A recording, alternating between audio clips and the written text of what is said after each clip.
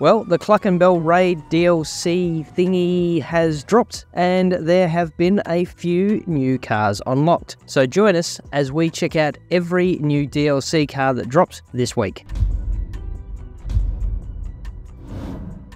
My name's Dan, and I'm an old grumpy gamer. The Canis Terminus, an all-wheel drive, 6-speed off-road vehicle that can accommodate up to 4 people, including the driver. This rugged off-roader will hit the market at $1,877,500, and it can be fitted with a Mani Tech 2. Super handy, as long as you don't remove the doors. This is originally based on the 4th generation Jeep Wrangler Rubicon JL. The Terminus is a pretty good representation of the really iconic 4-wheel drive. Right, so into LS Customs to explore the options, and there are some solid selections to choose from here. Arch covers, a few options to choose from, but I think we'll keep that one stock. Armour and brakes are standard. Onto the front bumper. Not a huge range, but they fit the vehicle's style. Rear bumper options are pretty limited too. Oh, door options, interesting. And there's a fair number to consider. This should be fun. Engine is just the standard EMS stuff, so we'll skip that. Exhausts are up next, and there are some decent options, a mix of hefty and less impressive ones. Overall, not bad. Taking a look at the grills, a few good options here, and very, very Jeepy. Not entirely sure how Rockstar's devs have gotten away with this, but I'll take the W. Let's make him an angry boy. On to hood options. Not the most extensive range, but they suit the vehicle and don't look out of place. And the highlight, the liveries. Some absolute gems here. The usual racing stripes in various colours, full wraps, half wraps, and some pretty unusual choices. These are all actually really good. I'm really impressed. Respray next, and the standard as usual. Nothing out of the ordinary here, but it's fun to mix and match. On to the roof options.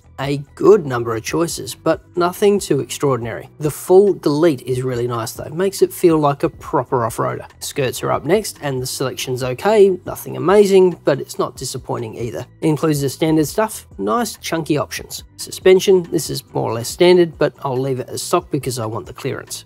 Transmission standard, and so is the turbo. Wheels up next, and it's got to be the chrome mudslingers with custom tyres. Ooh, window accessories. Yeah, nice. Now we know the snorkels are useless, they always are, but let's see about this light bar. It works on the Comanche and the mil spec, so here's hoping Rockstar sorted it on this one too. And finally, window tint.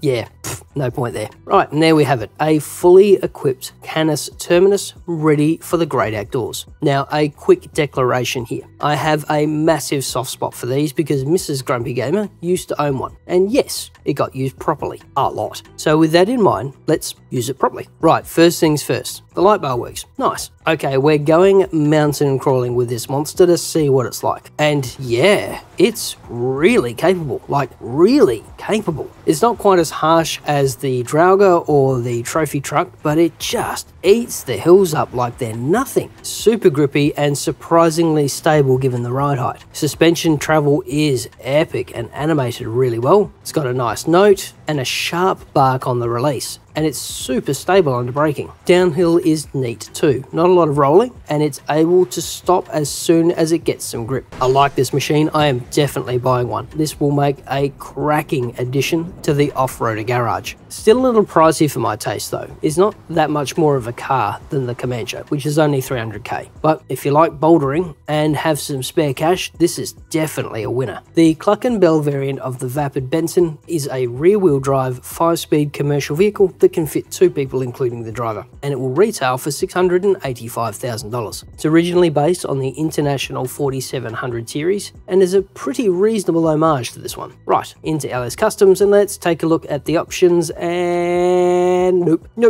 can't customize this one. Well, there's a missed opportunity. Oh, and it's only available through Pegasus. Well, damn. Okay, so you can collect the Benson via Pegasus. It can't be customized, it can't be made a personal vehicle, and only seats 2 people.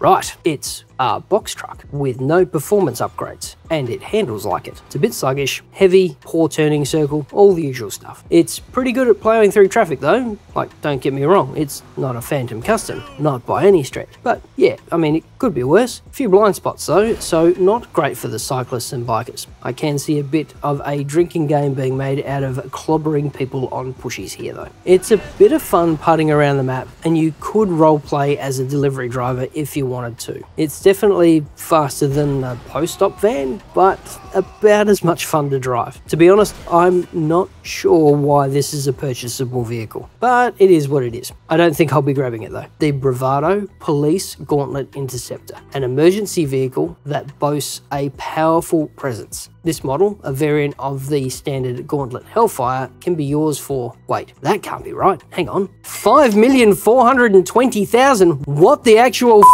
So this can be yours for just shy of $5.5 million, a bit less with the trade price. Drawing inspiration from the 2018 Dodge Challenger Demon, 5th Gen Chevrolet Camaro and 6th Gen Ford Mustang, the Police Gauntlet Interceptor is a reasonable homage to these real-life speed demons, right into LS Customs to take a gander at the customizations. And there's a good number of options available. Armor brakes are all standard, there's body trim with a handful of selections, front bumpers and splitters, just splitters on a cop car.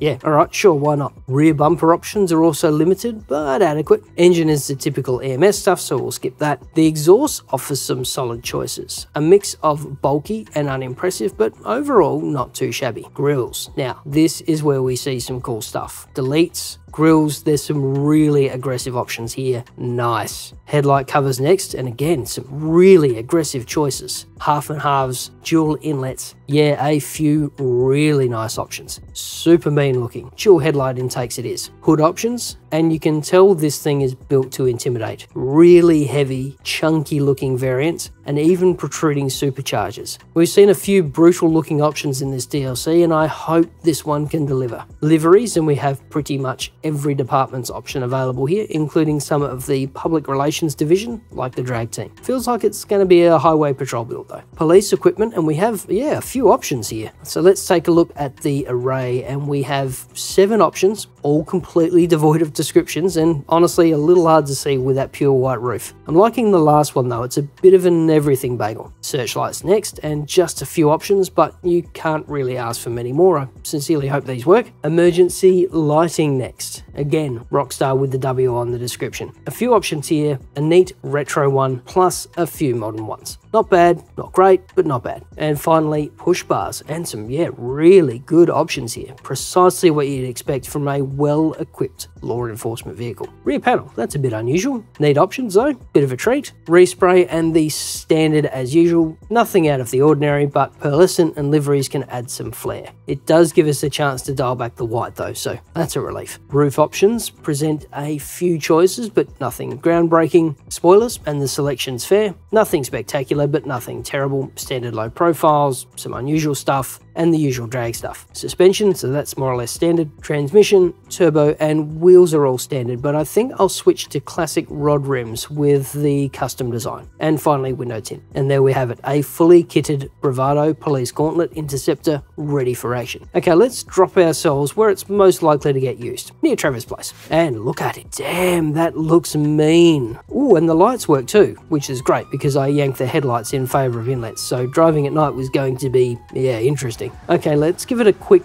run up the main road, and oh my days, this thing is quick. I know you can't see it on screen, but the thing is going so quick, the Rockstar editor recordy doodad has popped up to say, I can't change camera angles, and that normally only happens in jets. The engine note on this is glorious, and the bark on the spool down. A few cars have looked the business in this DLC, but I think this is the first one that's actually delivered on its promises as far as looks versus performance goes. Onto the highway, and yeah, good turning circle. Other drivers are respecting the lights. It's sticking to the ground nicely, despite rubbish roads. Braking is sharp without being nuts. Handles sneaking off the road a bit without too many dramas too. Yeah, this is nice, like really nice. But that price though, just 5.5 million. Even with the trade price at 4, that's outlandish. I'd have real trouble justifying this even with all the grinding money. But yeah, what a machine. And that's it, thanks for watching. Don't forget to let us know which ones you'll be grabbing in the comments. Stay safe, wash your hands, and we'll see you in the next video.